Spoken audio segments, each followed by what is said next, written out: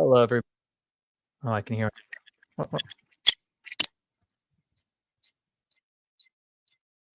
This is a great.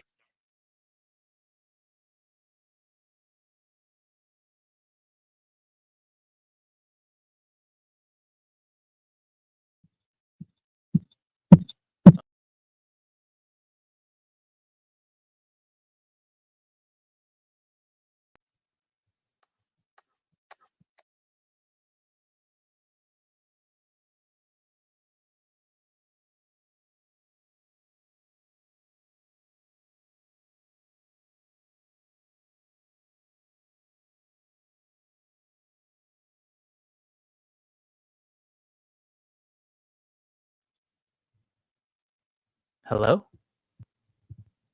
Okay, I think that nightmare is ended. I hope. I don't know. Been working out some technical difficulties and more just pop up. I have no idea what that was. I've never appeared twice and never had that feedback loop. But yeah, let's see if these work. Why? Oh, I can hear that. Can you guys hear that? I don't know. You tell me what that is. That's just a skeleton which you got a candle on it. That's a good one. I like that. I think I'm gonna stick with this camera angle for a while. Nadim has really been inspiring me, and he's been saying that we really need to stick to a strict fever stream kind of aesthetic. So the more just off kilter and just things being the way they shouldn't be, maybe I should really experiment with like more Dutch angles and stuff as well. So I've duct taped my camera to the mic here to try to give myself a little bit of hands-free stuff because I have this stupid mic arm that works on some tables, but my desk it just will not work because of the way it's structured. The part that it would clamp onto is just too thick for the clamp. But today I thought I've got like an hour maybe. I don't know how long this will take, or maybe people jump on. I don't know. We're fever streaming it. But there's this progressive Christian guy I've seen here and there for a while, and I just decided to watch one of his videos, and it's kind of cringy and just not very well thought out. And I got some sympathy for this guy, because I feel like this is where I would be inclined, kind of where my trajectory was back in like 2017, just turning my brain off and employing all the magical thinking stuff, all the liberal mindset stuff. And he seems like a nice enough guy. I don't have any issues with him. I don't know who he is, but he's putting his ideas out there, and his ideas should just be allowed. Shouldn't be allowed without being rebuked. But also, I go back and forth as well because when you're a subjective Christian like this, you're not in the church. You're not actually imbibing what it means to be a Christian. You're just making it up, and it's your own thing. Like logically, I can say, you can't really be a Christian and do this. Like that's like the objective Christian part. You can't really affirm evolution and affirm what Christianity teaches. They're mutually exclusive things. But I've got progressive like Pentecostal friends who are like, what do you think about like women that are leading in the church? They got their ministries, they're working in the whatever kids group or high school group, and why and you have your assistant pastor and your youth pastor and your lead pastor, but then the woman's doing this stuff and she's just like an assistant. Why shouldn't she get the title of pastor? And I mean, the two halves of my brain, one's like, well, because in Orthodoxy, Christ is a man, and only clergy can be. Well, you don't really have clergy though, so that's like. Well, I mean, for you guys have just made up this whole system is just your made up thing, and you're just kind of going with it. So you can just make it up however you want. I know you like say it's based off the Bible and whatever, but like very loosely, you can just make it up. You can just claim anything's the plain reading of the Bible. So yeah, sure. Women pastors. I don't, it's your thing. We have totally different religions. So why not? I don't know. So that's the dichotomy of my soul of you're already making stuff up. Why stop? But well, here's the objective standard though, if you want to know what the objective standard is. Anyways, let's get into this. And I don't really I'm reading Genesis, Creation, and Early Man. I have to do this now. By Father Seraphim Rose. It was published after his death. This is the second edition. I'm like halfway through the first volume. I haven't been taking notes and stuff. I've been kind of dog-earing it. I should take more notes and stuff, I know. But because it's not like all noted up, I probably won't be able to actually reference it too much, but tons of the stuff that this guy's video, we could just read the first 200 pages like I did. You'll see lots of refutations. And I would also recommend going and watching this video over here by Bottom of the Rabbit Hole, Reader Paul, Saints on Evolution. These are what Christians throughout time, and especially in the modern era, have talked about evolution and what they have to say on it. So we should be following, especially if you're Orthodox, following what the church actually teaches, following what the saints say. That's where we should go for our guidance. So here is, what's this guy's name again? Mason Meninga.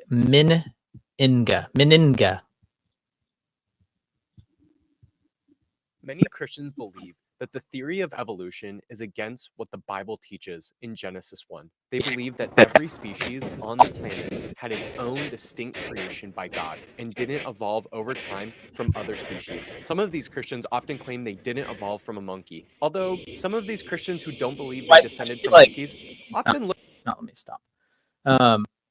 There's several times in this video I feel like he's doing like subtle digs, and you know I kind of commend him for the subtlety.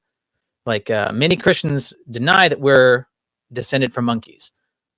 Well, that is the eighth. That's like the low tier Christian, like Protestant misunderstanding of neo-Darwinism.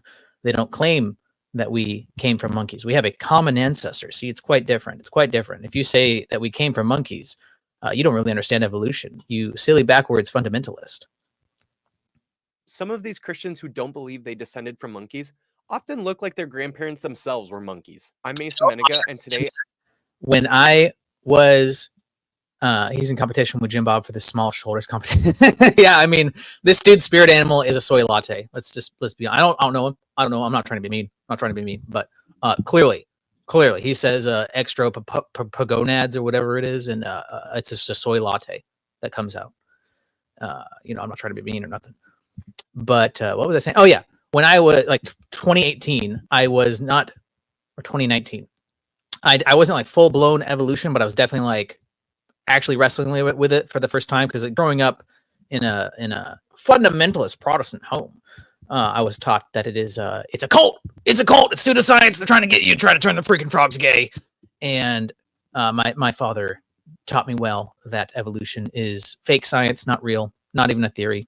It's all just philosophy, which, hey, is true. That's true. But the compelling thing, the things I found compelling when I was I relinquished the rational part of my brain was, wow, these people look like, you can look at people and they look kind of simian.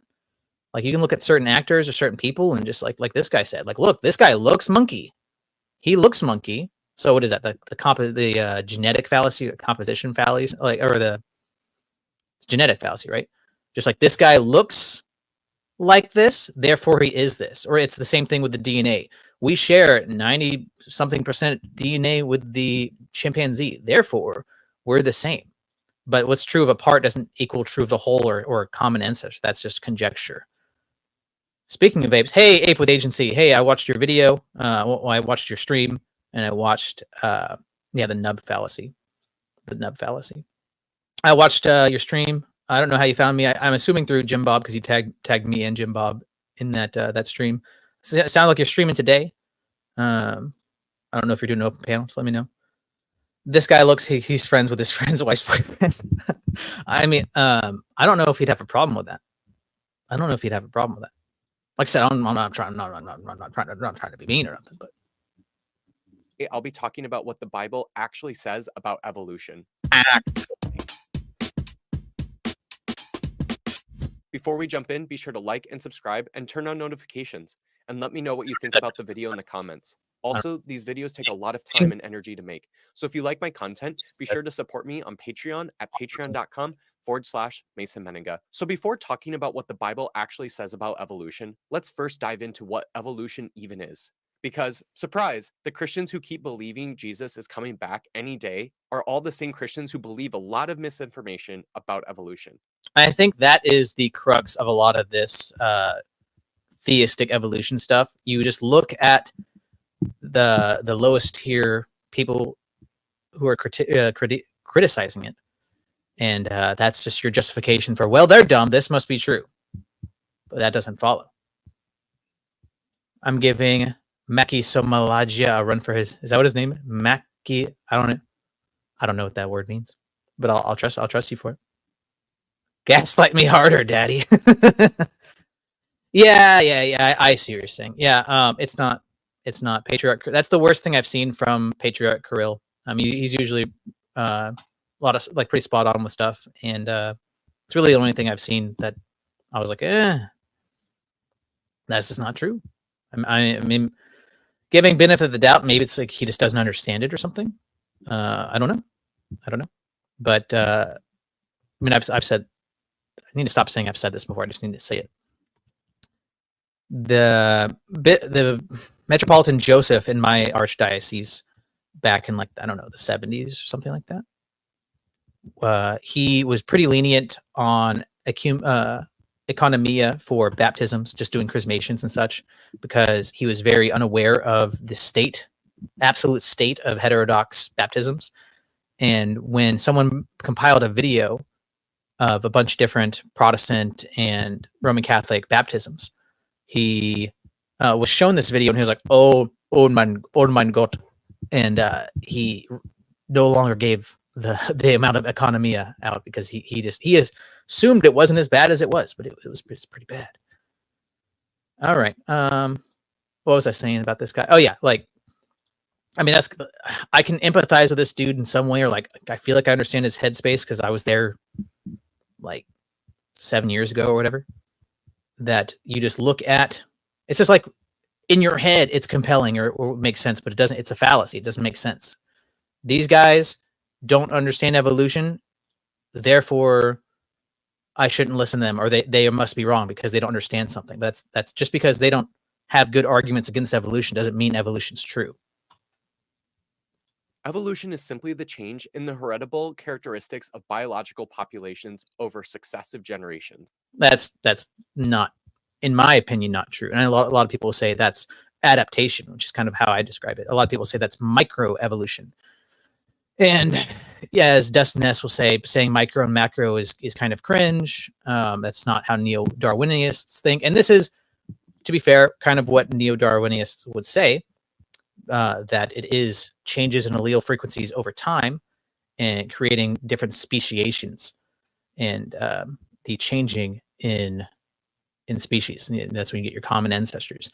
But that's just an over extrapolation. It doesn't follow that a species having changes to its environment over time, that it'll turn into a totally different species. Yeah, it's the fallacy of fallacy. Yeah, I knew that. When those low tier prot argue against evolution incorrectly, that doesn't mean it can't be argued against. Yeah, it just means that they're not good at it. It's called the fallacy of fallacy. And I mean, yeah, I'm not the best at arguing against evolution, definitely by far. I mean, Jim Bob's been at this game for a long time. People say, what's the guy, something Tor. I mean, I can do it from I think I can do a decent job from a philosophical and theological angle, somewhat from like the evidential stuff. And that's, I would get critiqued probably, like, why aren't you going to look at the evidence? Like, well, if logically this doesn't make any sense, then I'm going to disagree with the paradigm that you're interpreting the evidence from. It's like, you can't just, there's no plain reading of the evidence. You know what I'm saying?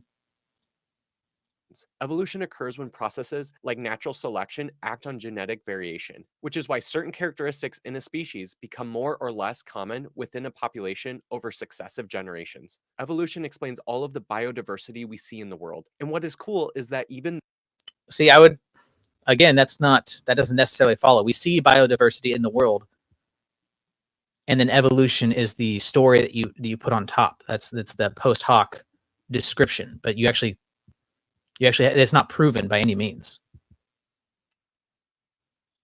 Yeah, we just say you have to grant them all these things. Yeah, it definitely defeats itself.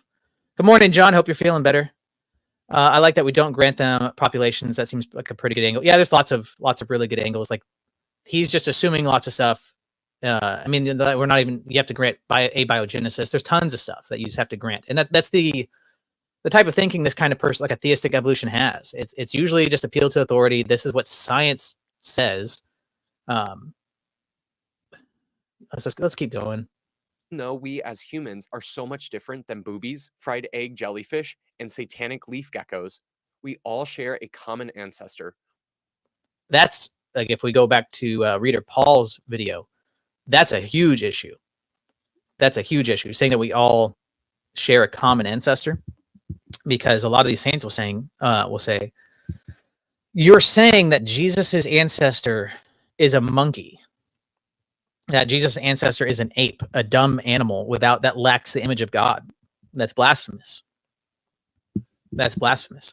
So I think just like old earth and young earth debate, trying to look at it from a clear-headed angle of, with old earth, I don't believe in that. I think young earth makes more sense. And there are St. John Chrysostom, I think St. Simeon, the New Theologian, somebody else too as well, has this same view that I've had. I learned this in Protestantism too. So, kudos to the Protestantism I grew up at that can agree with some of the church fathers, that the earth was created and it was created with age. So a forest created didn't have to come from a seed and grow up over hundreds of years. It was just created. Adam was created as a full-grown man. He didn't have to gestate in his mother's womb. He was just created. But you look at that, and from your rational mind, you'd think there has to be age from that for that state to happen. But there didn't have to be. So it's like created with the age baked in, or the appearance of age, however you want to say that. What was my point? What did you say? We as humans are so much different than boobies, fried egg jellyfish, and satanic leaf geckos. We all share a common ancestor, which lived about 3.5 billion years ago. Oh, yeah. Said with such confidence and such a straight face. I love it. I love it. But I was saying, like with old earth, if you believe in old earth, I would have to look at it as like looking at it through the lens of orthodox dogmatics. I don't think anything heretical about believing in old earth. I don't think it's correct. I don't think a lot of the church fathers would agree that it's correct. But there's nothing about it that goes, well, that contradicts, the teachings of the church. With evolution, there's a lot that you contradict. You have to say that death is natural, that death wasn't introduced by the fall. You have to deny that the Genesis uses the word kinds, but it's really just talking about immutable essences or natures.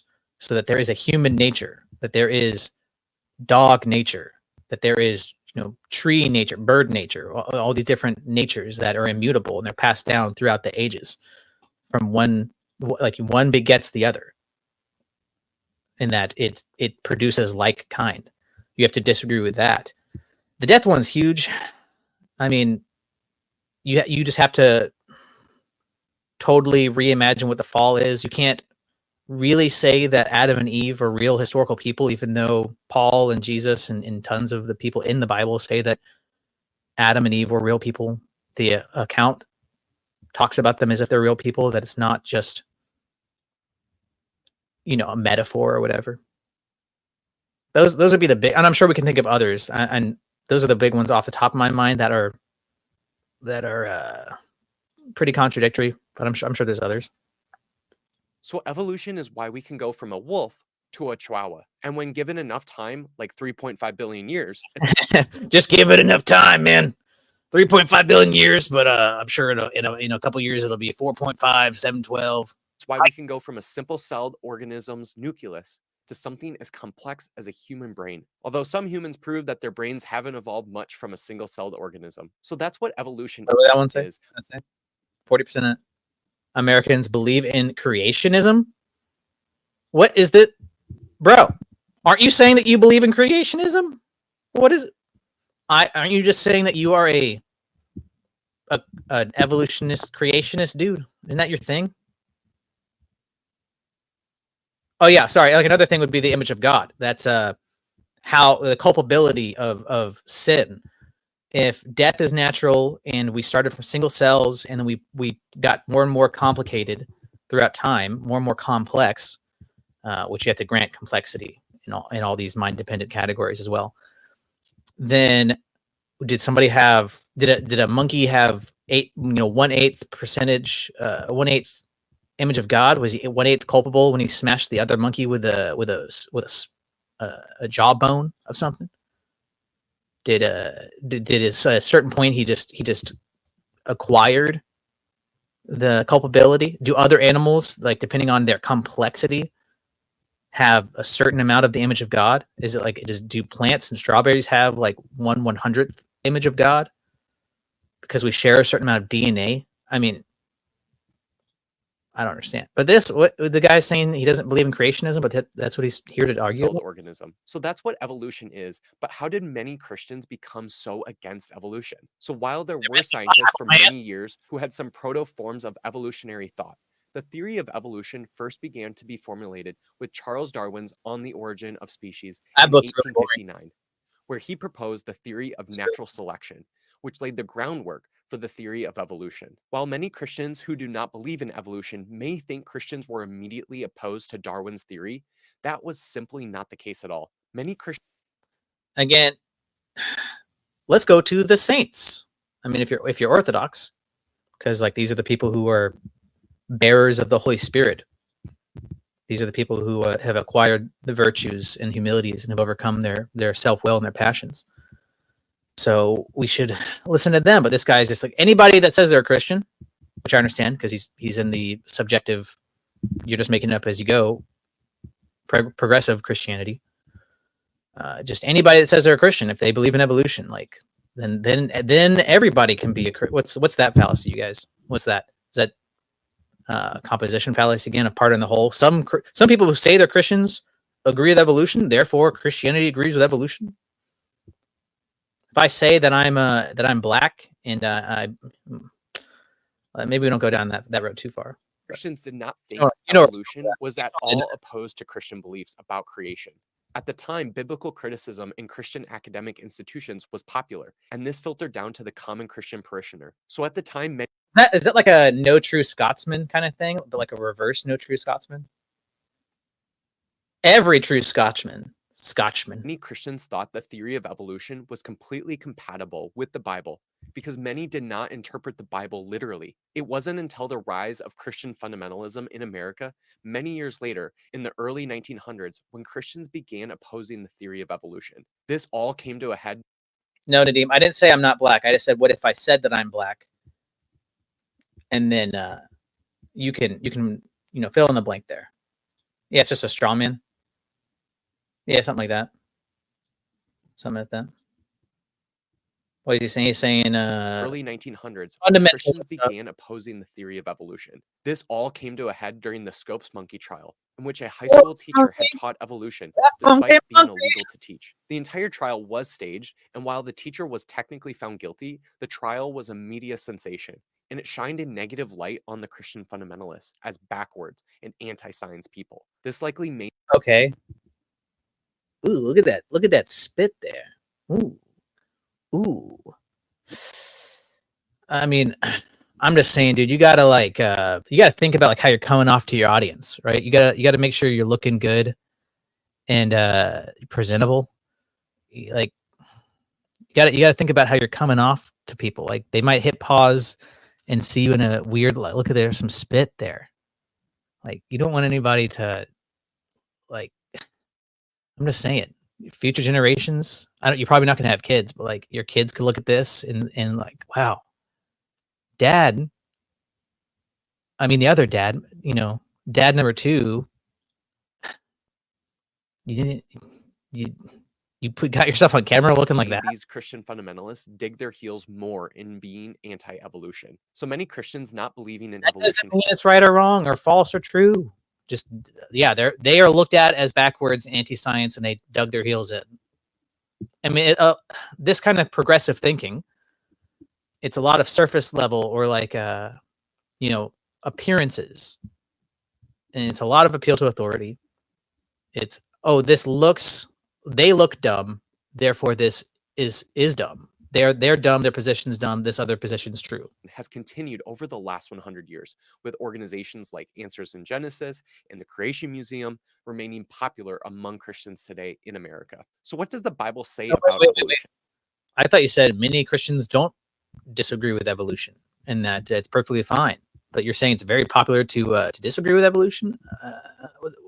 What's going on here? Well, not anything, because the theory of evolution came about far after the Bible was created. Yet many Christians believe that the creation account in Genesis 1 is a clear indictment against evolution. It is. Let's dive deeper into what the Bible actually says in the creation account and if this is incompatible with evolution. So It the is. Bible starts off with God creating the heavens and the earth. God then creates light, and then the sea, then land and plants, and Very celestial bodies, Doesn't and even birds and fish, and then finally land animals and humans. So Christians who don't believe in evolution would claim that when God created the world and the things in the world, each thing was created completely independently from each other. So they believe have like immutable natures.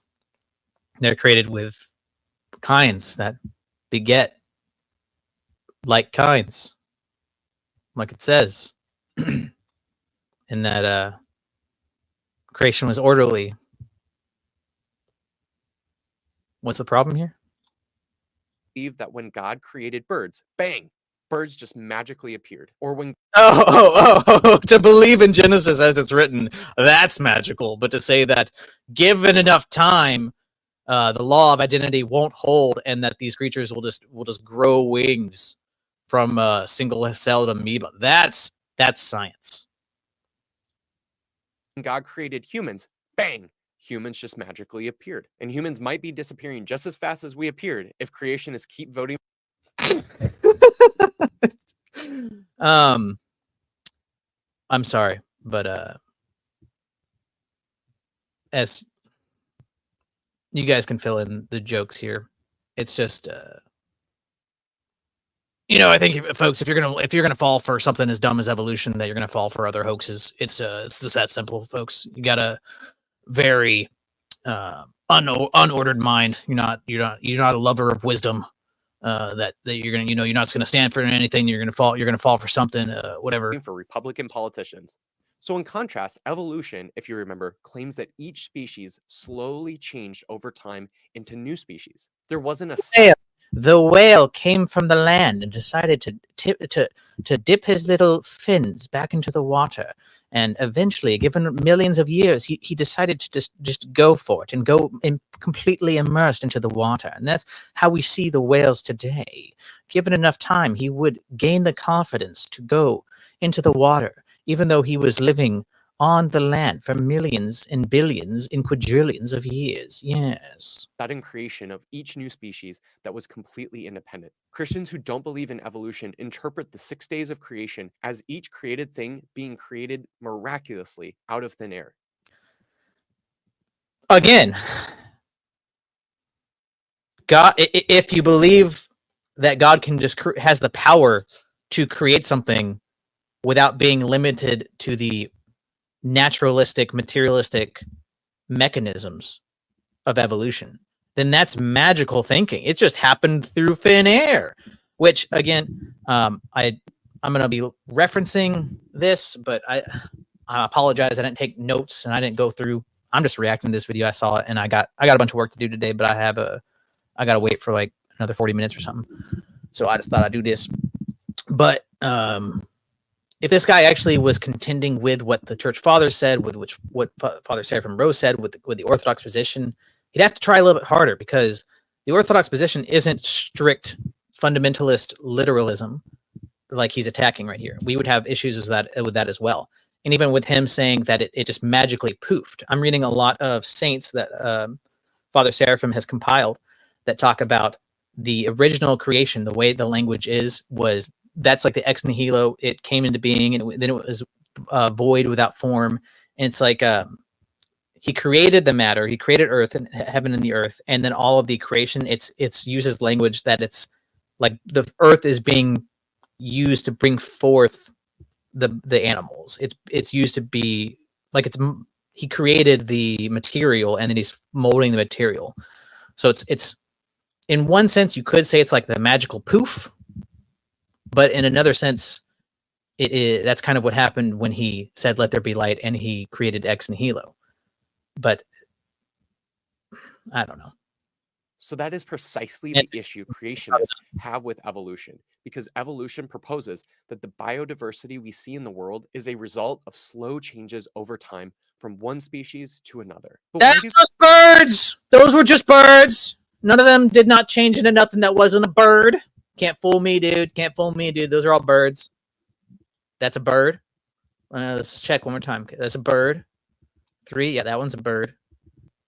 4, that one's a bird. That's a bird. Those are all birds. Am I missing something here? Am I missing? And then the tism part of my brain saying, this is not a pipe. These are not actual birds. These are drawings. Result of slow changes over time from one species to another. But why do Christians who don't believe in evolution interpret the Bible this way? How should the Genesis 1 creation story be interpreted?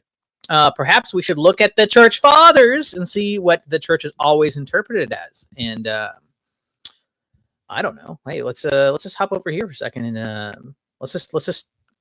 A man who does not believe in God wants to explain from the gyrations of the cosmic dust the origin of the world. Whereas in every blade of grass, in the structure and life of even the tiniest beings, there is enclosed so much information that is beyond human understanding. The many centuries of human wisdom have not been able to create one living grain, and meanwhile, unbelief tries to explain all the wondrous variety in the world by unconscious movements of matter. Hieromartyr Saint Thaddeus. Let's go over here. What's this one? Oh, that's a lot of words. It's on the screen. You can read it, folks. Just pause it. Here's another one. Oh, that's a lot of. That's even more. Oh my gosh. Do we have something a little more like pop level? Like, can I have a sentence? It's another Saint Theophon. There is not a single science which could be established solidly on its own principles. Something can be obtained from all the sciences, but this is not something that gives one the right to cite science as decisive authority. It is not science itself that is the problem, but scientists who twist science however they want. Consequently, there are only the conjectures and inferences of scientists. Oh my gosh. I haven't watched this video in a while. I forgot how much walls of text there are, but we can do that. Let's do this one. Get off it. I don't want that. Let's just start in the middle. Evolution, descent from a monkey. No matter how modestly someone may judge himself, still he cannot avoid thinking with some pride, at least I'm not a monkey. At least some progress has been realized in me. This is how evolution, by calling a monkey our ancestor, feeds our pride. If a monkey is our benchmark, then one can pride himself in progress. But if we compare ourselves to the sinless Adam, this external progress will lose its value. The external progress is at the same time a refinement of sin.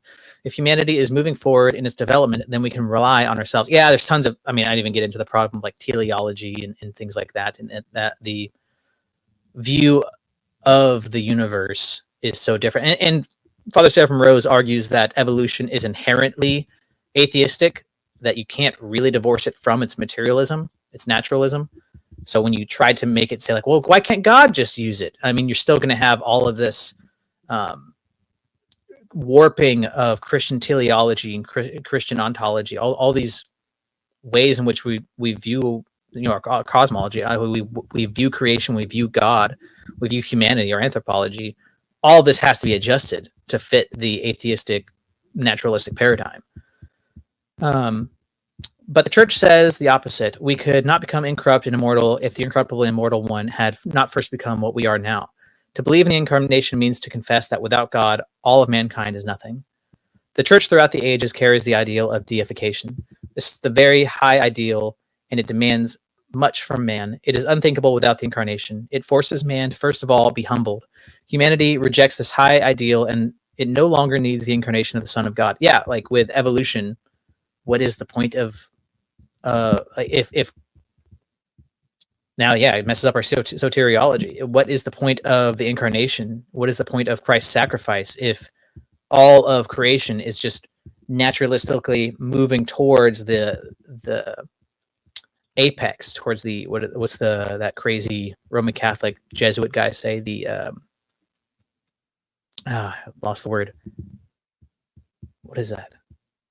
Somebody, you guys know what I'm talking about. The guy like in the 1800s, whatever, he talked about like the zenith of all creations moving towards the omega point. That's what it is. Yeah, I mean, let's go back here to the other one. It's crazy. The believing in evolution is, I think, at once like horribly humiliating and also like the saint said there, Saint Hilarion Trotsky. It's at once humiliating because we are coming from our origins, say that we're from sludge and from monkeys and from purely the animal kingdom, and that we are. There's so many problems. Like, where does free will come into play? That's when you just like cram the Christian aspects onto it, but I don't see how they square. We are sludge determined to just beget new things. We don't have an actual nature that's immutable. We are at the whims of deterministic mechanisms. So we're really like nothing. We don't have where would the self even come into play? Where would human dignity come in? So we've lost human dignity. We've lost the image of God. We're horribly humiliated sludge, but also we're the highest being that there is. We are deified in just our structure, in our complexity, through millions and billions of years of what did Age with Monkey said or somebody said earlier?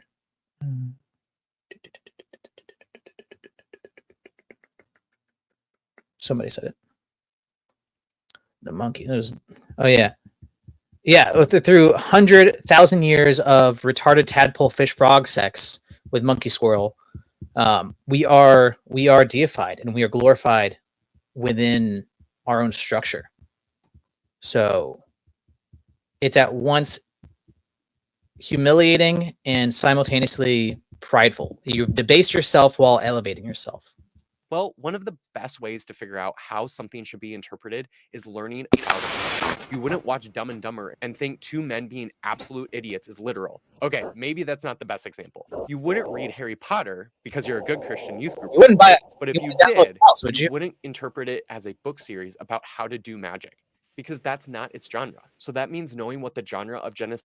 Again, this goes back to like the interpretation stuff, to the Sola Scriptura stuff.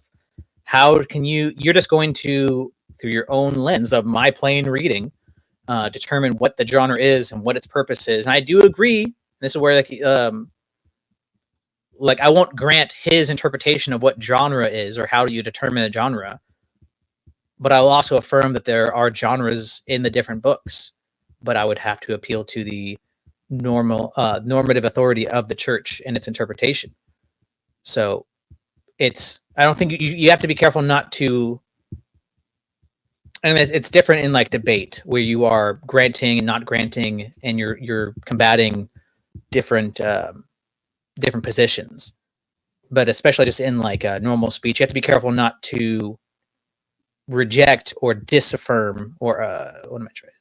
You shouldn't reject orthodox teaching just because you're combating a false teaching. Is the end goal of evolution that humans will eventually evolve into a perfect being?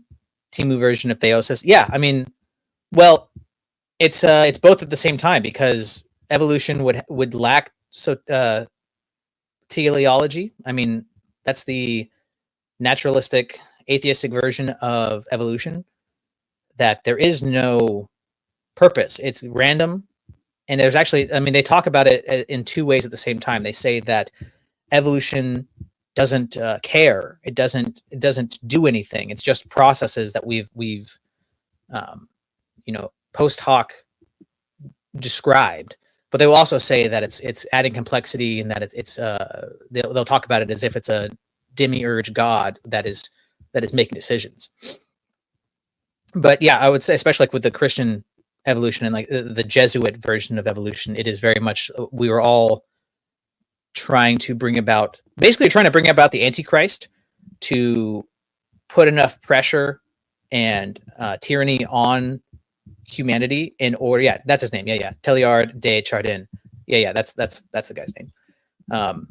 Yeah, essentially, if you're Teilhard de Chardin, or however you pronounce his name, you are trying to bring about the Antichrist in order to put enough pressure on humanity, like you're trying to turn them into, you're trying to turn the coal into a pearl or a diamond or whatever. Not pearl, a diamond.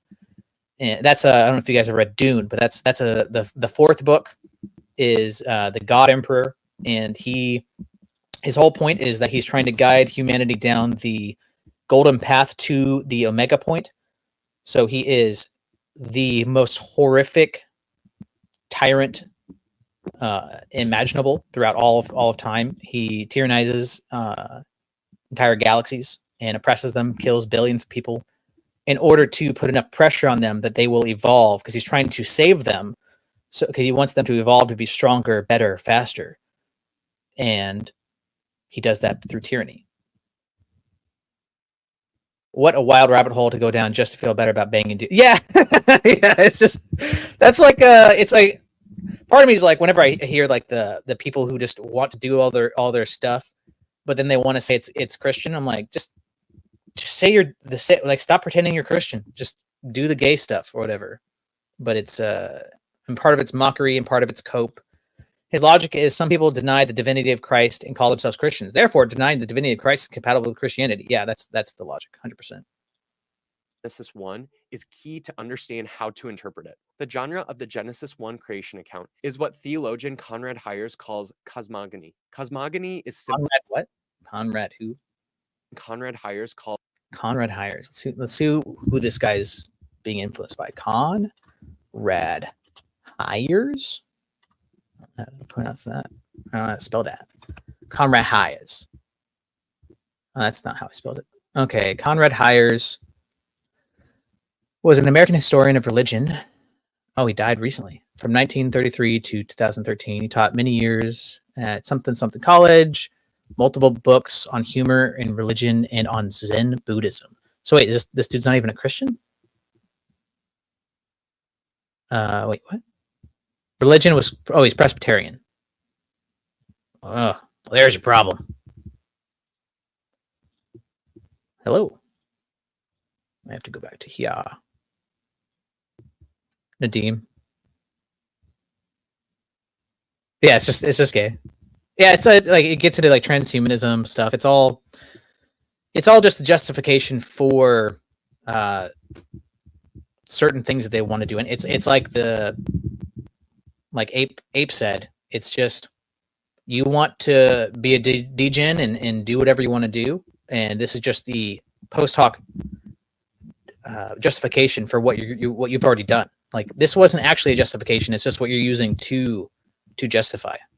Cosmogony. Cosmogony is simply narratives describing the creation or origin of the universe. They are sometimes also known as creation myths. Yes, I said myths, but before you Christians start throwing tomatoes like the I don't have a problem with myth. I mean, this is again like, and those people do exist. The low tier fundamentalist Protestant people who spurg out about stuff like the word myth. So, but I feel like that's like his whole position is just that he can prop up those people like the worst dummy dumbs, and that's how he gets away with it. Reptilian part of your brain wants you to do it. And you atheists start whooping in excitement like your ape ancestors because of evolution. No, myths do not mean lies. A lot of Christians and atheists think that calling something a myth means it must not be factual. But the point of myths are not to be factual. So just because something is a myth does not mean the author of the myth was trying to lie to you. Myths are simply stories describing something about the world. So in the case of creation myths, they're just trying to describe creation, not in regards to the facts of how. Oh, they're describing the creation, but not to the facts. Again, like I said, I disagree. Like you can't grant him that he has the authority and the position to be able to determine what is and is not the intent of the genre of Genesis. how the universe was created, but why the universe was created and by who. And guess what? The Genesis 1 creation myth is not the only creation myth that exists. Multiple creation myths, therefore this one can't be read how he says literally. I've read the Enuma Elish. I've read it. It's not that long. There were many creation myths that came far before the Genesis 1 got cut creation up, myth. turned So into- if the genre Turned into the sun and the stars and of Genesis 1 is a creation myth, then that means it is not meant to be interpreted literally. So interpreting it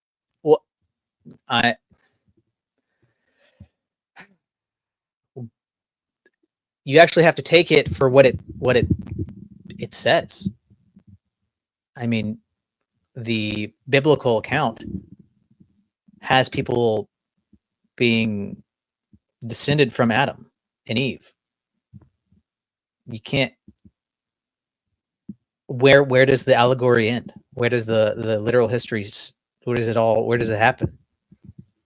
It doesn't seem like it's trying to say that this is just, trying to describe opinions about creation. I mean, Jesus himself, Paul, they talk about Adam and Eve as if they're real historical people.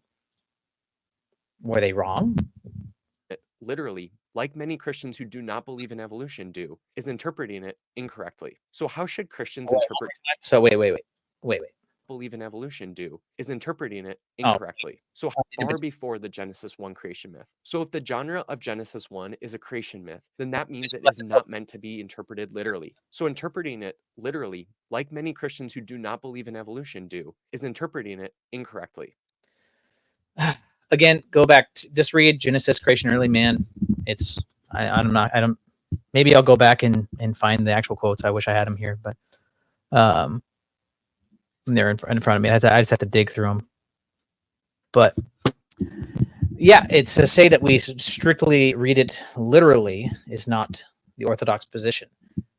But that doesn't mean you can't paint it with like broad strokes like that.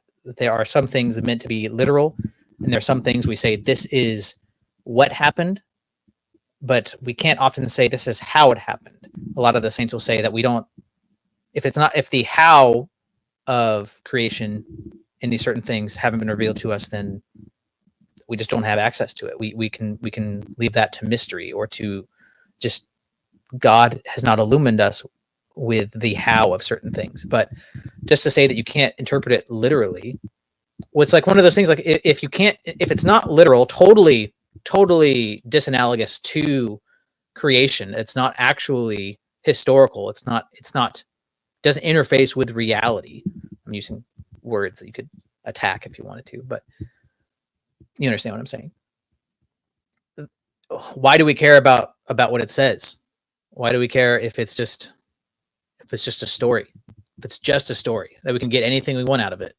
So how should Christians interpret Genesis 1 if its genre is a creation myth? Well, since creation myths are trying to describe why the universe was created and who created the universe, there are many different ways we can interpret those questions. My interpretation of those questions from Genesis 1 is first, that the universe was created because God wanted a creation to love and be in relationship with. I know many parents who have children because Whoa! Wait, why do you cut to this? Why do you cut to that? Creation to love and be in relationship with. I know many parents who have children. Wait, hey! You don't do this to my people, dude. Do not. He's trying to say that my people are gay, dude. I find this very offensive. Yeah, see, it's very sus. He's talking about a loving family, and he cuts to two affectionate uncles, just investing into their niece. It's definitely not the picture, the video I'd go to. Get better stock footage, man. Because they want to create a child or children to love and be. Yeah, definitely not the right footage. These two uncles cannot do what you're saying. In relationship with. I would imagine because Genesis says humans are created in the image of God, and that creating other humans to love and be in relationship with is something that we as humans often do, then God really loves to create Except for that one, creation uh, to be in except for the only example I just gave on screen. relationship with. I also interpret Genesis 1 to answer the question about who created the universe. How do you? Okay, it's again he's taking things, he's taking disparate things, and he's smashing them together and just smoothing over the detail, smoothing over the obvious problems with them, or like maybe he hasn't thought about it deep enough to think about the problems. Like if you have evolution, we all came from single cell, we came from sludge, then you can't really have the image of God. I know that you say that we just have it. But that's like saying, oh yeah, 1 + 1 is 12. Well, that doesn't make sense. Well, I said it does. I said that that's what it does. I said that I have the image of God, even though we came from monkey butt sex. Universe as a God who clearly loves creating. Many Christians who don't believe in evolution often think that God created until the 6th day and hasn't been creating since. But what I love about evolution That is kind of a theolegumena position in Orthodoxy. So there are, and I'm not an expert on this. You know, don't given enough time, 1 + 1 = 12. Yeah, given enough time. Given enough time in the image of God. But there are, to my understanding, there are church fathers that will say that when it says that God rested on the 7th day, then that's when he finished any form of like ex nihilo creation. And there are others who will say that that he still creates, but all of them are pretty unanimous on that that God upholds the creation. That creation would not be if God wasn't, the Holy Spirit wasn't continually upholding creation. That the Holy Spirit is ever present and fills all things. That everything continues to subsist because the Godhead is upholding it. But there's theolegumena with the generation of a new human person, that some will say that when a child is conceived in its mother's womb, that it's that human soul, when it's knitted together with the body in the mother's womb, that human soul, God is crafting it there, and he's creating a new human soul. And other church fathers will say that the soul is being brought together from parts of the mother soul and the father soul. And like the difference there, to my understanding, is that some are saying God is actively creating, like making a new creation, you're a new soul. And the other ones are saying that it is God is using the material that is existing already through the souls that are the mother and father's soul. That's not Origenism saying that the souls are pre-existent. The only real difference, to my understanding, is God doing the same type of creation he was in the 6 days, or not. evolution is that it implies God has been creating since the beginning and continues to create today. There are still new species that form, and I believe God loves his creation, wants to be in relation to it. He loves creating so much that he's still creating today. Therefore, I can have sex that is a whoever I want. testament to God still loving to create to this very day. So let me tell you I can something. have sex whoever I Earlier, want. I said that the Bible doesn't talk about evolution. And while it doesn't talk about the theory of evolution, if we think of evolution as a constant changing and unfolding of creation, Yeah, in this book so far, it talks about evolution proponents who will go into the Bible, and he's going to make the same point that that Father Seraphim Rose critiques, and that certain church fathers, I think like Gregory Nyssa, critiques that, because a lot of Gnostics believed very similar things to evolution, a lot of like the same foundational things about evolution, maybe not the same mechanics. They didn't use the words like natural selection, but this ever perfecting naturalistic mechanism. It's kind of how they thought, like the demiurge and all the gnosis stuff, different groups like that.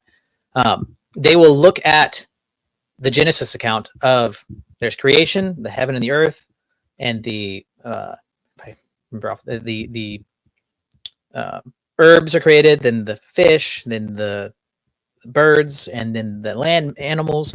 Like, look, it's getting more complex. Therefore, we can say that it's evolving, and that's what he's going to do right here.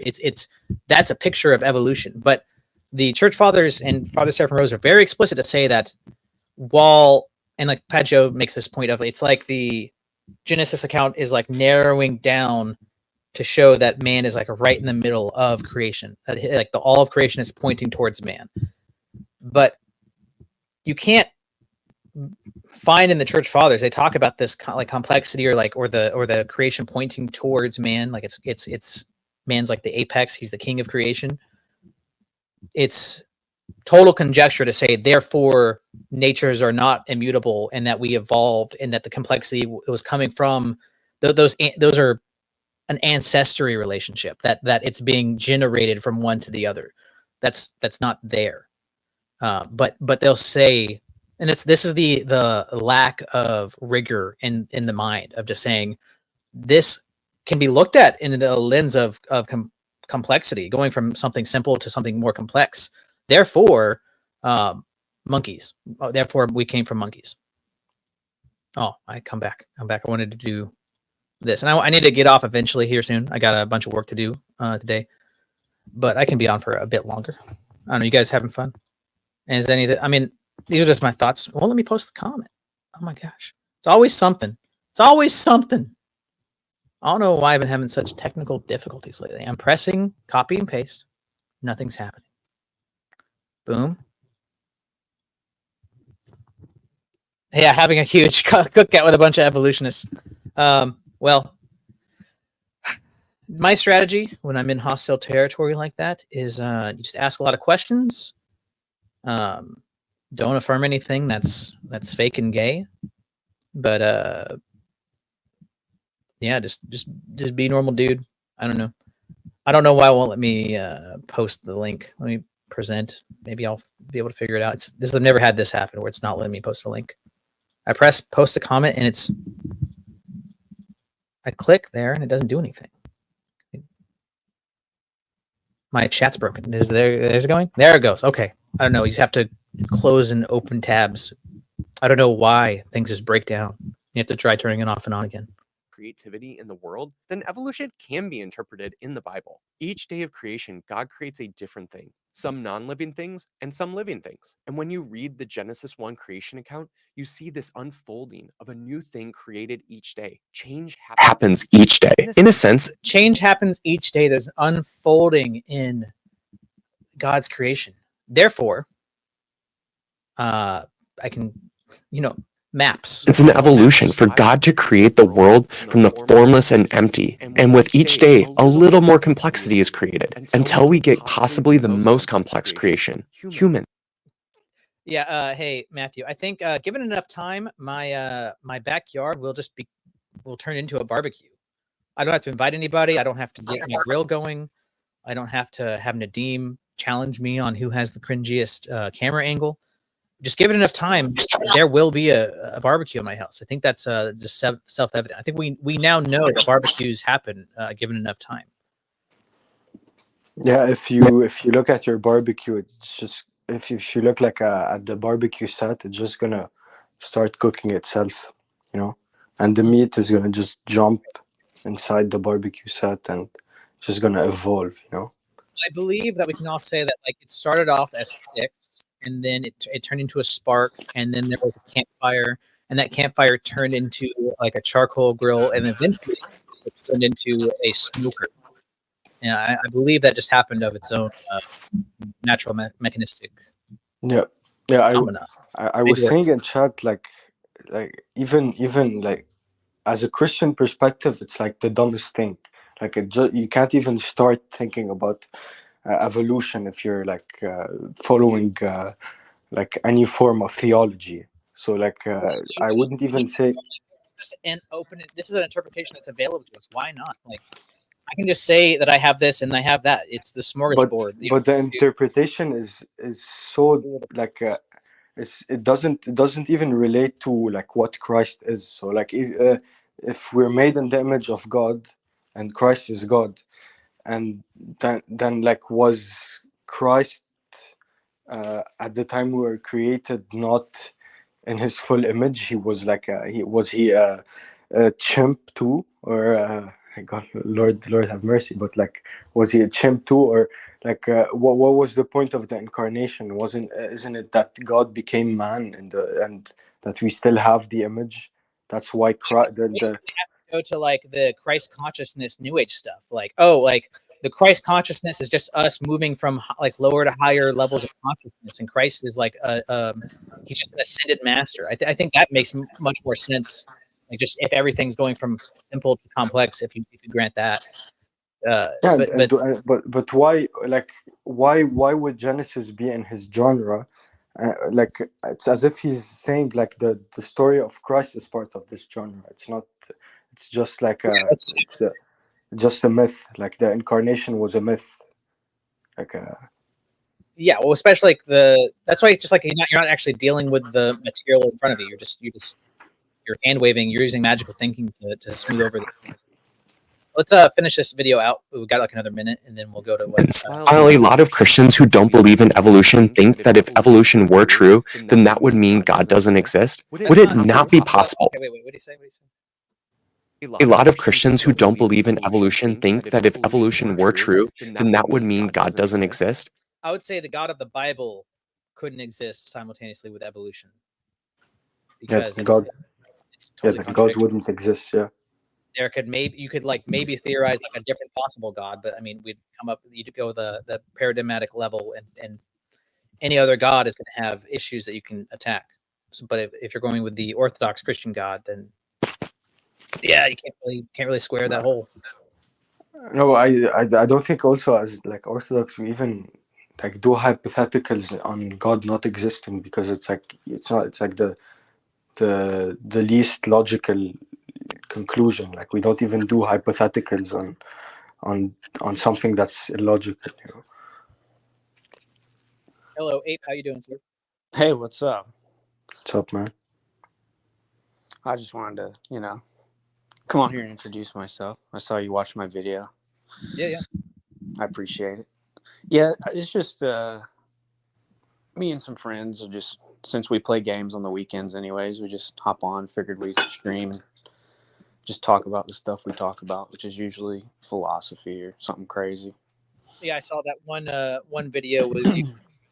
So my understanding, you're some kind of Protestant, probably grew up Protestant, just from watching the video, and then you're inquiring into Orthodoxy and was loosely kind of wrestling with stuff. I don't know how seriously he takes the philosophy and religion and stuff, but Yeah. I've been looking into Orthodox for about 6 months to a year. I got you. Yeah, a lot of the like bringing stuff up with Orthodoxy, I was like you're close. Like you're like, this is what I think. I'm like, you just gotta keep digging, because like you have your understanding of a lot of the Orthodox positions need to be a little more full. Oh, I got you. Yeah, I need to just go to a liturgy, just converse with them. Probably better. Yeah, I mean, definitely. I mean, I can. I'm here to entertain, and it's one of those things. Like, I'm not clergy, right? I'm not here to like give people spiritual advice, but I'm trying to find that balance of like, I think people they're on the internet, guys like you that are searching, and they're I don't know how you encountered Orthodoxy, whether it was Andrew Wilson or Jay Dyer or somebody, or if it was something on the internet. But these people are coming for actual answers. So I think my position kind of is like, I don't know if that's Nadim echoing or whatever, but I'll give an answer like, this is my understanding. This was my spiritual father has told me. But especially if it's like a pastoral issue, like, what should I do with my life? What should I, can I do this or that? Is this it wrong? It's like, I'll give my perspective and like what I believe the economia is, or like what I believe like what the akrivia is, what the actual rule is. But everybody's situation is different, and the priests and the bishops have the ability to give out economia, which I don't know if you've heard those terms, like akrivia and economia, but it's basically like, this is what the rule is in the church. Like, this is what we believe is like the highest ideal, but everybody isn't there, and the church is a hospital, so we're trying to bring people up to that standard. So the physicians of the church, the priests and the bishops, can give out economia, which is like, this is the standard I'm giving to you for you to try to hold to, and we're going to try to build up towards the akrivia. And that can be, whether it's something in your marriage, or something that you're struggling with, drinking, or whatever the moral issue is, right? I got you. So I can't give advice on that kind of stuff, but I can say, well, yeah, I don't, the church teaches that we shouldn't use contraception, that we shouldn't be doing these things, but that doesn't mean that a pastor can use his discretion in how he pastors people.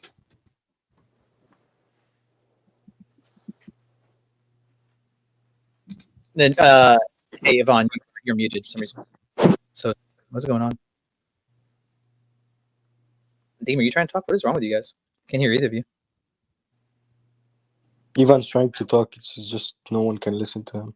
Okay, no one can hear him. We can't hear you. No, I can't hear you. Now you're muted. Hear me? Yeah, now we Oh, hear. Yeah. Well, perfect. hey, what was the thing? What? Ape with agency. How'd you find out about orthodoxy? Oh, probably through Jim Bob first, Interesting. and then Dyer and all the rest. Yeah, I started following Jim Bob back in 2020 when the pandemic was starting. He had all these. He had his old Instagram. Oh my gosh! Yeah, I was watching him he was in his Prius, and he hadn't mentioned anything about Orthodox yet. You know what I mean? Yeah, So he was kind of like a California liberal dude. My understanding. Things kind of woke him up, and he was libertarian, and then he's kind of. I've seen him. He's just a catechumen right now. He's not baptized yet. Yeah, I was raised pretty heavy Calvinist, so It's crazy because it's like we're talking about the economia. There's like people that have found orthodoxy after like Jim Bob, and they're getting baptized in a bit. So it's a bit weird. He probably knows way more than them. But yeah, Jim Bob's a very sharp guy. He was listening. Like I don't understand how you can talk for like I've seen like 6 hour streams, and he's just like, I can do this for like 2 hours. I'm like, I need more coffee. My brain is mush. yeah, I did 1 hour the other night. We were just shooting the shit with my friend, and that seemed like a lot. Yeah, and eventually I'm just like, I want to like play a video game and blow something up so I can stop thinking. Yeah, I That's think kinda 1 the whole hour idea is of my short. channel. Like at 2 hours, you start like getting a bit tired. But like 1 hour is Wes, you've been doing like I've been joining your stream for like a while, so like now 1 hour is like a bit short, But like Yeah. before 1 hour was. Even if it's just Or an no. hour more streaming, because there was times I'm like, do I have 3 hours? I got stuff to do. And Jay Dyer has like 6 hour streams of like deep philosophical, theological stuff, and I'm like, dude, I don't know how this guy does it. Well, I think it's like any other kind of skill or muscle. Right? Like you build up that strength, you build up the ability to stay lucid that whole time. Like even doing like there's tons of times where like I feel like I start with my point and I'm going with it, but like this just this whole streaming thing, like especially when it's just me and the camera and everything, like I'll have my point, I'll start running off like where my point, where to go? Where am I? How'd I get here? My brain just stopped. Yeah, that's why we're doing like video games in the background while talking, because it's easy to just kind of ramble and then like go off and do something in the wild. Maybe That's a good idea. Actually, we should start doing. Yeah, we that. thought so. Like it's a happy medium. Like like it's not super serious, but there's enough substance there to maybe keep people interested. And if they're not, then they get a visual on screen of something to watch. I think I should start doing that. Russ and Skeptic have been telling me to do that for like 3 months, but I still haven't done it.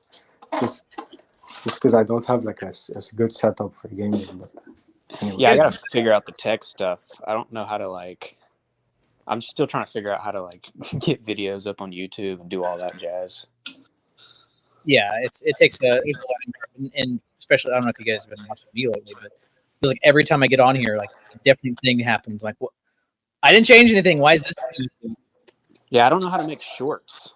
I can't make shorts for some reason. I think it's good. You have to have like 50 subs to start doing shorts or something. Oh, it let me live stream, and you're supposed to have like 100 subs to do that. I thought that No. was wild. I think live stream isn't. No, like I think. Subs to live stream.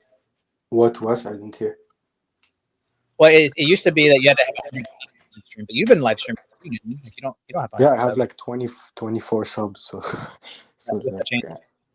I think it's only you can live stream and put out videos, but like, I think from your phone you can't. You have a certain like barrier you have to pass, and you can't do shorts. Yeah, it's weird. I wonder why those limitations are there. I don't know. Probably to stop bots. Yeah, Mm. I guess like a small hole to jump in. Well, I gotta go soon. I gotta go to this barbecue. All right, man. Yeah, I But need to leave I too. appreciate it. We'll get up together again sometime. If that's cool. Yeah. Well, are you doing that stream today with No, I'm having some tech difficulties, and I can't get. My buddies aren't going to be online, so like I don't want to just be me just sitting there talking. So we'll probably do another stream either Sunday or Monday or something like that. But Okay. I'll put out a post. Message me on like Twitter or Instagram or something like that, and I can try to help with some of the technical stuff. Whatever I've learned, I might be able to help with. Okay, I appreciate it. Yeah, man. All right, man. I'll see y'all. God bless. Bye. Peace Good to meet you. Good to meet you guys. Let's finish this up with Yvonne has. Would it not be possible that God used evolution to create biological diversity? Is that not an option? I interpret the Genesis 1 creation myth as an evolutionary unfolding of the creation of the universe. And God directly guided every step of the evolutionary creation of the universe. And because God guided the I feel like if you really get down to what he's saying, I'm basically God and can determine what the Genesis account really says. You know, I'm the authority that determines how this all works, right? And Wait, that's where the image is it's paradoxical. Like the on the right here, it's like the image of man, like as we see today, but he's supposed to give his image, but he's actually giving the image of a monkey. But like, Well, why isn't it a monkey giving it? the actual image. It just took him a long time to do it. You know, he had to get up and take things easy. But goes back to my argument against anyways. Nadim, I don't know why your mic is doing that. I'm gonna mute you. But Sola Scriptura, in my view, goes back to just like you're actually self-worshiping. You're saying that you're just reading the Bible, but it's since you can't parse out the difference between your interpretation and what the Bible says, you can't get to a normative authority. That you're going to end up worshiping your own intellect. And I'm not trying to say that people are intending to have some kind of idol, but I would say that that's what that is. So you're looking at the Bible, you're interpreting it, you're interpreting the Bible, and you're saying this is what God is saying, but you can't get away from what your own mind is producing that's laying on top of the Bible. You are only getting to your interpretation. You're not getting to what the scripture really says, because we interpret that through the church and through a normative authority that the Holy Spirit has led us through into all truth throughout the ages. So since you can't get to past your own interpretation down to the Bible, you're stuck at the interpretation, and you claim that that's God. You claim that is what's God's will, what His purpose is. That's how you get your anthropology. That's how you get all of your theology stuff. Then that's why it's an idol. You're making an idol out of your own intellect. And Nadim, man, you're going hard with that camera angle. the evolutionary creation of the universe, God continues to create today. A God who created back then and who creates now is a God I think is worthy of worship. Thank you for watching. If you Yeah, I see. The God that I've just crafted through my own intellect and my own interpretation, I think is worthy. Well, that's basically it for that video. We got. Yeah, he was doing like this. Mm. Oh, stop it! No, you're too kind. He has a little puppet of God, and he's just like, oh no, you're too kind. You're so worthy. It's I like gotta the go, truth. man. Gotta go. See you, All right. Nadim. Nadim, Bye, keep see your you. pager on you. What? Keep that pager on you, man. Yeah, right here. Oh, dude. This was fantastic, man. Like this guy was like a super gay apologist. He's a Christian. Like I said at the beginning, I can empathize with him because I don't think I was like as far. Maybe I was. I don't know. I was in a pretty similar headspace to him 8 years ago or whatever. So I feel like I understand that, and I'm glory to God that I'm not there. But I mean, especially since he is trying to lead people to where he's at. He's like trying to bring people along on his trajectory. That was like the worst time of my life, pretty much. Like when I was where he's at. Honestly, it's not to be. It's a lot of delusion. No, definitely. I was also in that position myself when I started getting into Peugeot, because Peugeot doesn't actually like discern those things. Like he always leaves the door open for, secularists. And it's not that perhaps Peugeot has like weird beliefs. I don't know what he believes really. I don't think he believes in evolution, but like his kind of spiel leads to these kinds of guys. So in that sense, like it's good to go back to the fathers and to realize what they teach. But even within Peugeot's frame, we can see that there's a very, very big problem with evolution, in the sense that let's read what Goarch says. Like they're saying, as St. Basil the Great said, we should understand in creation the original cause of the Father as the founding cause, the cause of the Son as a creative, and the cause of the Spirit as an implementing one. So like if we read this, what we'll get to is an image of things existing within the Spirit, right? So creation, for it to exist, it has to already be participating in the Spirit. And you're gonna say, well, how is evil in the world and this and that and fallenness? That is not participating of the Spirit of God, yet it still materially exists.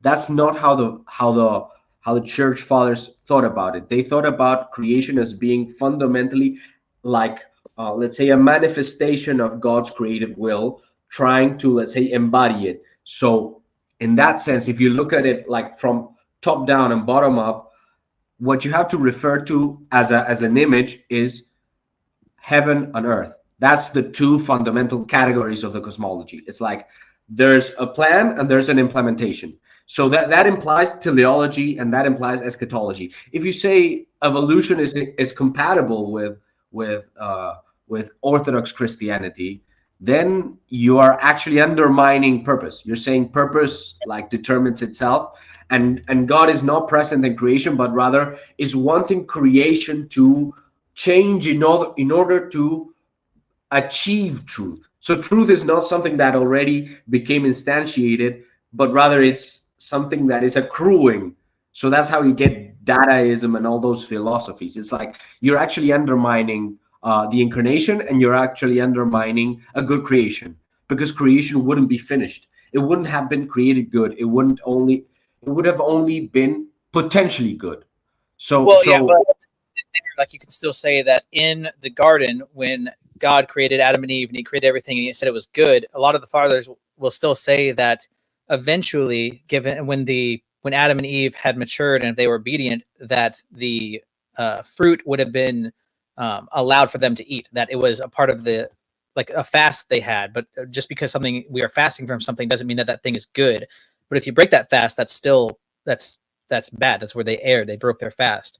So a lot of the fathers will say that the Adam and Eve would have been participants in creating the world and bring it to its maturity and all those kind of things. So it's kind of like St. Paul saying, like, we're going from glory to glory. Like, I'm trying to say.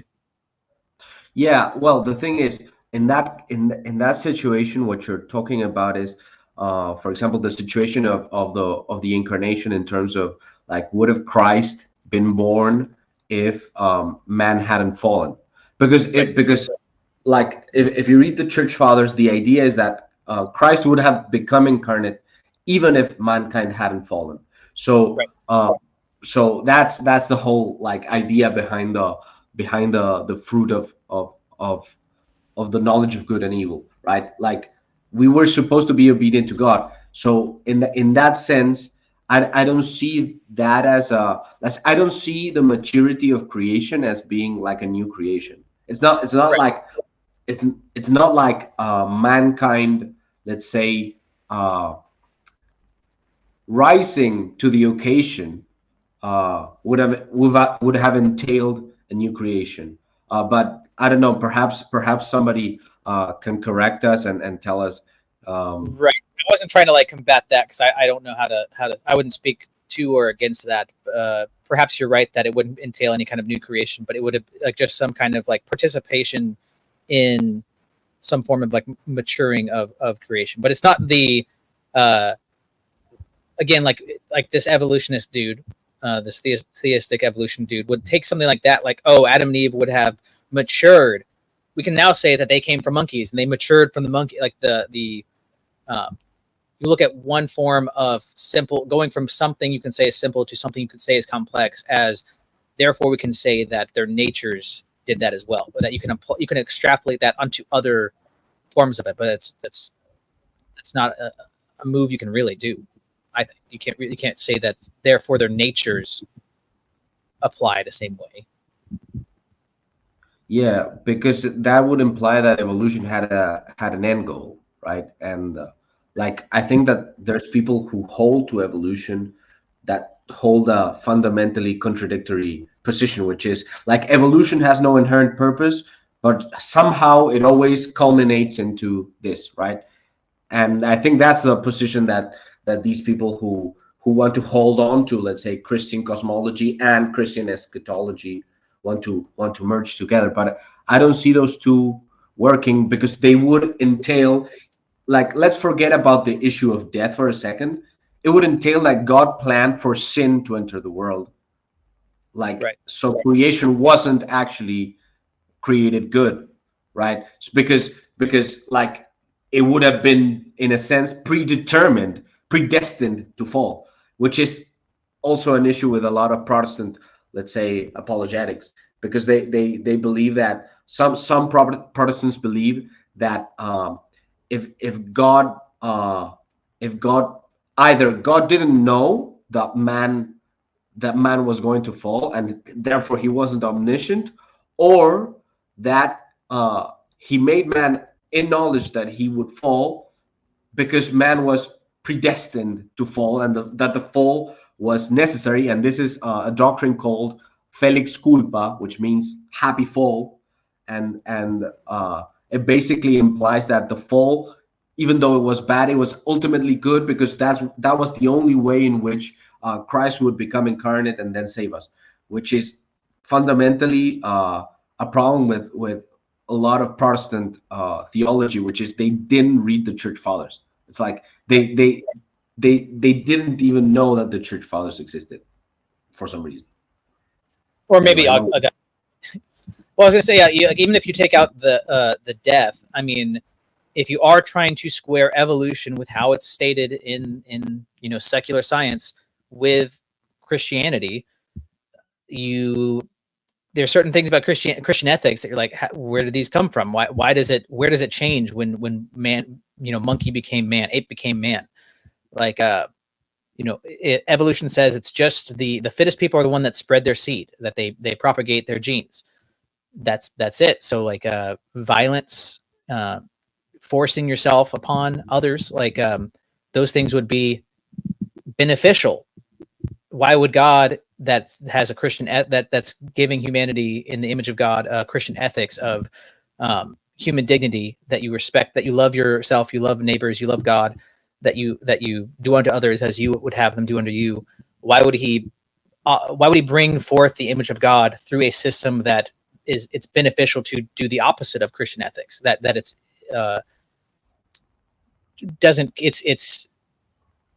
doesn't care about Christian ethics. However you would propagate your genes is how you propagate them, and that's what is good for your survival. That is the goal. That's the mechanism. Yeah, which becomes a justification for colonization and for racism and for things like the mark of Cain and the whole thing of thinking that the black people are the descendants of Cain, and justifying slavery that way. So yeah, you're definitely spot on, Mr. Westford. So yeah, I mean, you have to, it's just saying that these two contradictory, mutually exclusive things I'm just going to say that they can exist. Why can't they exist without actually looking at it? Like sin, yeah, we shouldn't sin, and these things are bad. But he also believes in like homosexuality and that it's something that all these different things. He progressive Christianity. But let's just grant that he believes in some kind of sin. But he believes in evolution, which would say that, like I said, these things that Christians would find sinful are justified because they got us here. Yeah, well, I've spoken to a lot of people who think like that, and basically their whole worldview boils down to like, well, but is it a sin if the greater good? Like, and they use a very Peugeotian logic to say, well, no, it's the exception because actually I did this because the final solution, and it's always kind of like a very worldly utopianism that allows them to, let's say, be their own judges and sidestep what God teaches because they think they know better than God, they know better than the tradition, because how can you know? Maybe it's and they use very relativistic language to say like, no, well, but the Bible is more like poetry, is trying to teach you like a way, which is true. Like, of course it's there. You have to understand that there are exceptions, of course, but what's the difference between like you saying that you're God yourself and saying that you can understand exactly when to apply each exception? It's like that. Well, this is not like left field, but like my brother-in-law were talking this morning about like movies and Rian Johnson, who's this director who's all about like subverting your expectations. And he was when he came out with the that Star Wars movie, he was happy that he divided his audience. He was like, I think this movie's really good and speaks to people because half the people hate it and half the people love it. So it's very divisive, and that means it's good. And I was like, well, it's like he's starting at B and then saying therefore A, because I would say I'm promised this is analogous. It's not just left field, but it sounds like it's left field. So like in a lot of people who are into filmmaking or storytelling or whatever will say that like, if your story just appeals to everybody, it's probably generic, doesn't have a lot of going on. It's probably like a committee movie that is just trying to appeal to everybody. Therefore, it's going to be really boring and bland and all that stuff. So to have something more unique, you're going to have people that don't get it, that don't like it. It's not their cup of tea, but it's going to be somebody's cup of tea. It's going to be more niche. It's going to have character, and therefore, having a certain character, because it's a crafted product that you're being intentional with, it's not going to have other characters that people like. And I don't like that genre or whatever. And therefore, you could say it's going to divide some audiences because it's going to be like that's not for everybody. But he started with, this isn't for everybody. Half people hate it, therefore it's good. It's like, well, you're looking at this. Maybe you can help me parse out these thoughts. But you're looking at B and saying therefore A instead of saying A leads to B. A therefore B. Yeah, not only that, he's also presupposing that the generic rule that people will be split that's good. Like that maybe the best movie is like by all. I don't know. Like, those kinds of. He's taking something that's a rule of thumb byproduct of, like, this is a byproduct of this principle, and he's saying that byproduct is the principle. So then if I could like throw crap at a wall and I could film myself on the toilet for 2 hours, release it, get it published by Universal, everyone hates it. Therefore, it was really good because everyone hated. Like, just because everyone hates it doesn't mean that you got the results that you wanted, that you got the product that you wanted. Totally. I think it's this guy with the evolution. He's like saying like it's poetic. We can interpret it in different ways. Therefore, because we can interpret, and you see that tons of like with progressive or homosexual people who say they're Christian. It's like I even heard this one guy who's like I don't know. It was a couple of years ago, but he was saying he's not. He thinks there's problems with Darwinianism, but he's kind of secular, but he's a Christian, and he's saying we're still exploring different ways that we can interpret Genesis, interpret the Bible. We're trying to unlock different interpretations. So it's like, it's just magical thinking. If we can say that the text means this, therefore it can mean that, and it's that's the same thing that this guy's doing. What's the problem? Why can't we say it means this? But you're not actually looking at in philosophy. There are certain structures, like you can't, like they're in laws of logic. You can't just say A and also not A. You have the law of identity has to hold. You can't just say, well, why can't we say the law of identity holds? Because it's self-defeating. And there's these things that are like quick turnarounds. I'll always say, like, there is no such thing as truth. Oh, is that true? Can't be true because it's self-defeating. There's people that are like, well, why can't we believe in these self-defeating things? I can say that I believe in them, but they're not actually. I don't know what it is about their brain that they're just like. That's how looking back at myself. It's like I turned part of my brain off in order to hold these mutually exclusive things and say that I hold them. I'm like, well, I don't really, I'm still, on my journey. I'm trying to figure this out. I'm trying to unlock different interpretations. I didn't use those words, but like, it was like, I believe I should, in God, and I believe in Jesus, and I believe that he loves these people and I should love them too. So therefore maybe like the fundamentalist upbringing I have isn't true. And I'll figure it out. It's given enough time, I'll make it make sense. No, definitely.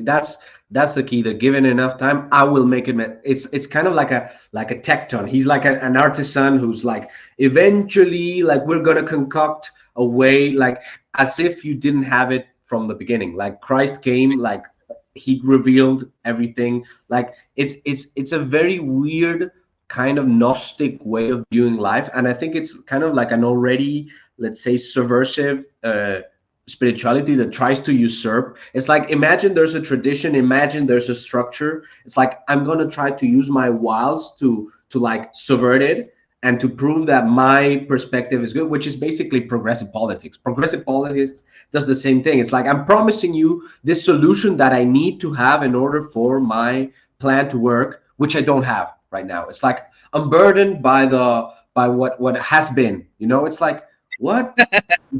What?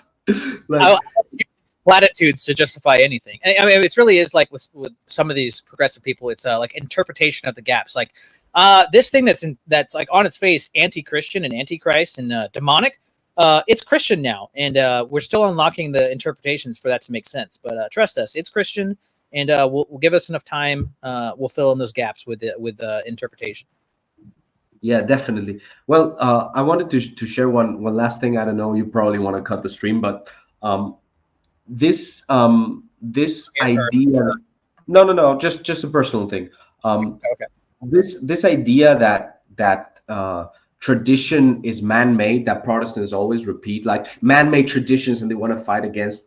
Like, dude, traditional cultures, they had a very different spirituality in the sense that they believe that they had to respect their traditions because in a cosmic sense, mankind coming from an original source, like if you really are a Christian, you believe that like every single group of people is your long lost brother or sister. Like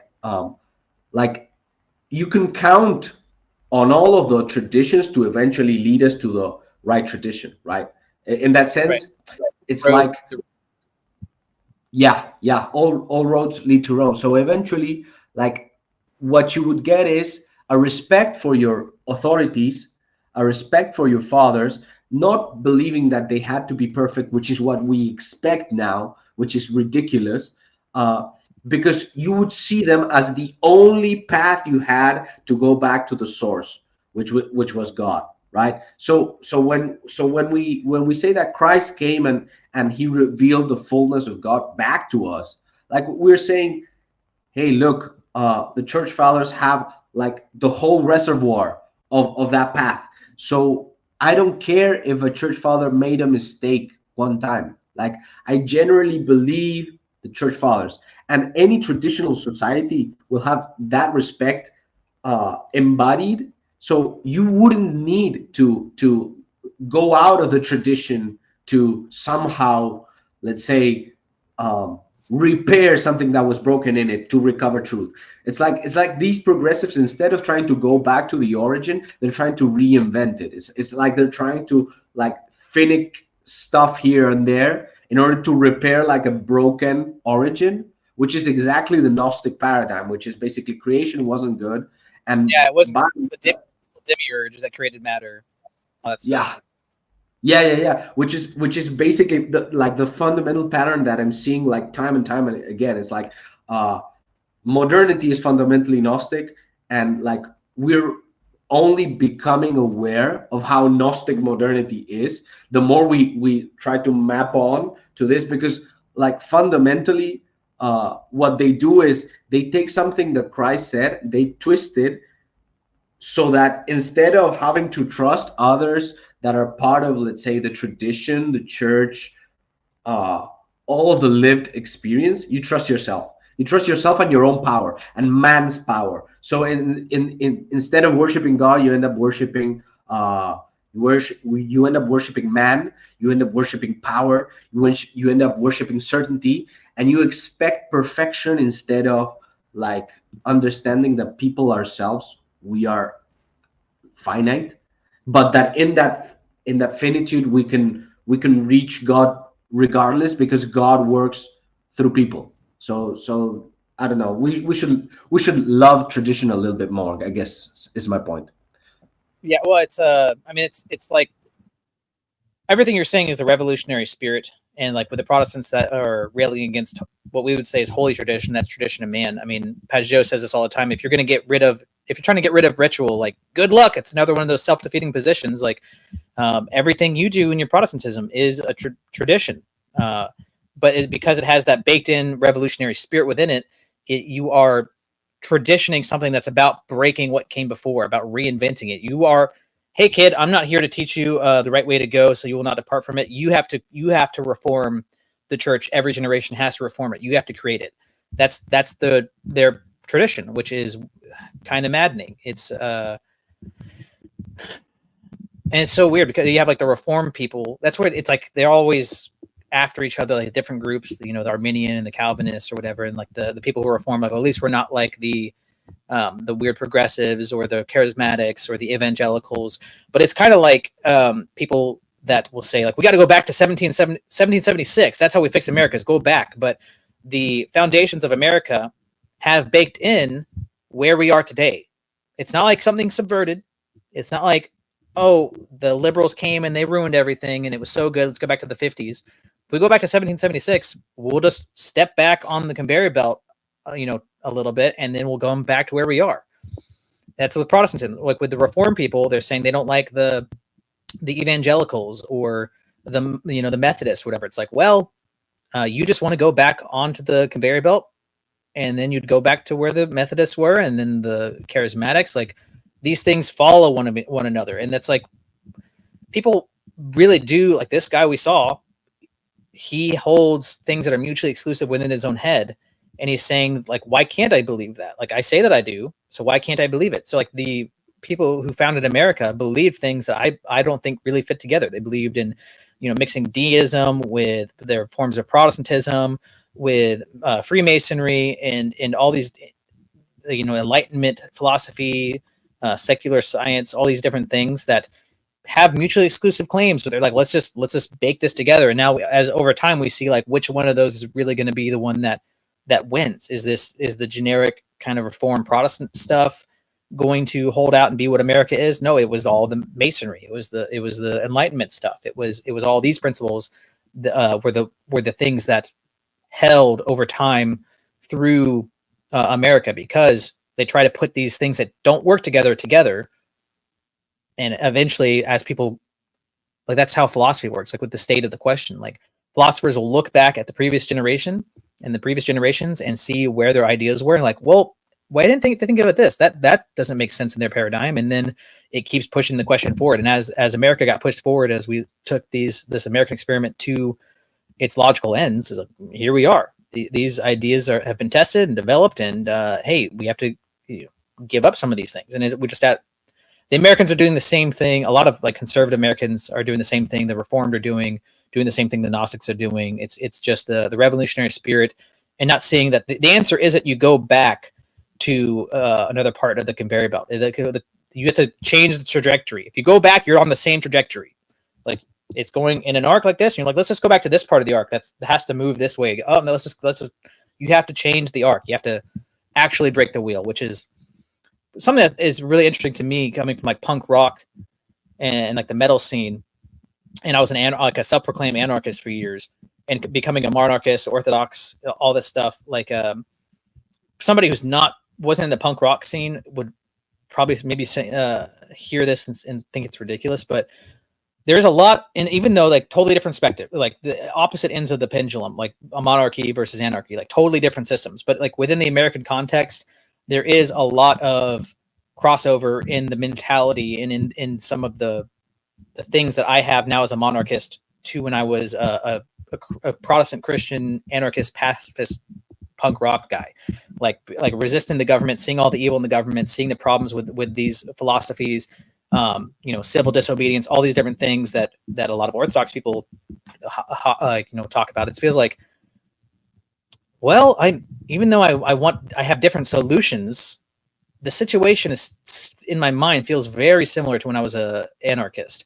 And you can talk to like Father Turbo, you can talk to people in like the Death of the World, a lot of these people that came out of the punk rock subculture stuff, and you can talk to. I haven't talked to Buck Johnson much, but I'm sure, and people like this, Mano, I'm sure he has things to say about this. The mentality of seeing the issues with the Enlightenment, seeing the issues. It's kind of like what I'll say with like a lot of liberals in general. Like they look at problems, they're like, this is a real problem. I'm like, yeah, that is a real problem. And they go, this is the solution. This is why this problem happened, and this is where we need to go. I'm like, oh, that's real wrong. You got all that. Like, after you said this is a problem, like everything's wrong. Everything's wrong. So that's kind of like when I was an anarchist. Like, oh, we just need to get rid of government. It's like, well, that's not the issue. Yeah, you see issues with the government, but the answer isn't no government. So it's that. It's the pointing towards the same things and having a lot, even like some of the praxis is still similar to when I was an anarchist. It just is in my thinking, just with how the corrupt system is and how we try to figure out and navigate living in a system that, I mean, we can look at the hurricane happening in the South right now, like with FEMA preventing people from helping their neighbors and getting aid, and they're actively allowing people to die and suffer. It's like, well, yeah, we're in an oppressive system that doesn't love us, doesn't care for us. How do we navigate that? How do we come together as a community, and how do we support each other, and what should our praxis be within this system? So those are the same kind of questions I was asking when I was an anarchist, who felt like I was in a corrupt system that didn't love me and my neighbors, and I had to ask those questions.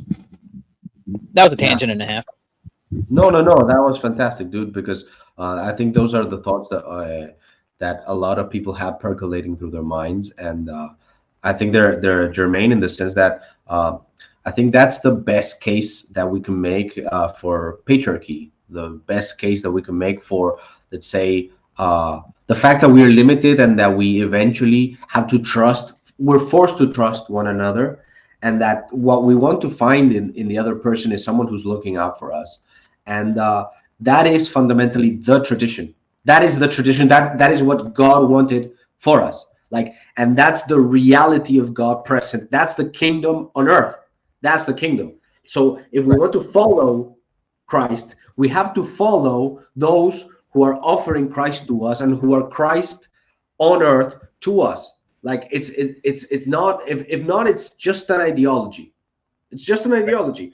But if you truly believe that Christ came to save us and to bring the kingdom on earth as it is in heaven, you're going to recognize that the saints are among us. And that's why you don't need perfection. You just need good enough. You need good enough, and God does the rest. Because if not, you become an idol worshiper, and you will try to find the meanest, most brutal ruler you can find to ensure that you are never ever conquered, which was fundamentally the Roman system. That was the Roman system. It's like, you cannot bring your army next to the capital because we know what that does. Like, if you bring an army, you're going to conquer us. But I have no problem with you bringing your army everywhere else and conquering the world. Because as long as I'm conquering someone else, that means I'm not going to be conquered back. And that's this ego that's inflating all the time, that thinks that you don't need to eventually exhale, that you can just like push on and like, I trust man, I trust science, like we can do this, we can conquer the world. It's like, no, that's not Christianity. That might be Islam. That might be like pagan worship of power. Like that might be scientism. But no, Christianity understands that the way is through the cross. And you will probably be surprised that a lot of the times that you just feel like you're out of luck, that you're out of breath, that you can do no more, God will probably show you a way out. And if not, you've already won, man. Like even if you lose, you win as a Yeah. Christian. So glory to God for all things, and thank you, Mr. Westford, for this enlightening stream. Not the enlightenment, but definitely enlightening. And yeah, there's even that we could just keep talking forever. I do need I got work to do. I got places to go, get things done for my family and for my kin.